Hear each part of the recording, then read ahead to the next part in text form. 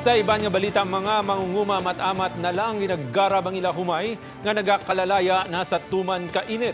Department of Agriculture may ginahatag ng alternatibo nga pananom bilang bulig sa mga mangunguma. Ini ang gintutukan ni Daryl Marie Sarmiento. Haros laya ng mga humay nga ginapanggarab diri sa Barangay Lapayon, Liganes, Iloilo bangod sa tuman kainit nagamala kag nagalitik na ang mga duta. Suno sa pila ka mga manugarab kun sang una malapit 2 ka hektarya sang humayan makalabot sa 200 kasakong ila magarab kada adlaw. Subong halusunan nga makalabot sila sa 1 kagatos kasako. May makuha man ng tagiyan sini miskin pano ti. May gid maperde gid lang ni.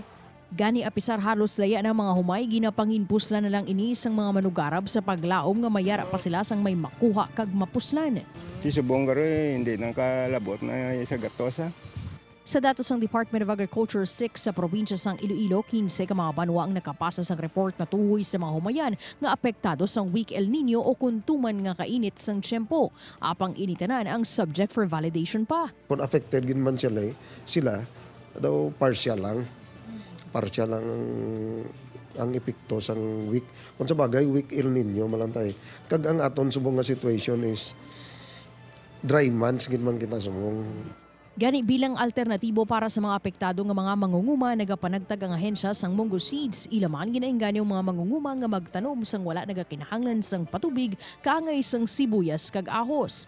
Nagpaatag man ang ahensya nga apisar may pila ka mga lugar nga apektado sang tuman kainit, hindi pa sila makapatigayon sang cloud seeding bangod ila ginakonsiderar ang pila ka mga tanom nga posible maapektuhan sini. Ang cloud seeding actually may request from Negros pero gin-consider namon ang other crops kay nangatag kami binhi para sa vegetables, nangatag tapos kadamo sang nagatanom subong sang sandiya kag nagareklamo ang Gimaras kay nga mangga kay nagapabulak sila for May nga manggahan nila.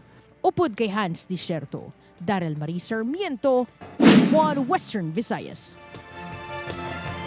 Mga mangunguma sa probinsya nagapanawagan nga dapat solusyonan sa gobyerno ang epekto sang weak El Nino kaysa sa ginaduso nga rice tarification.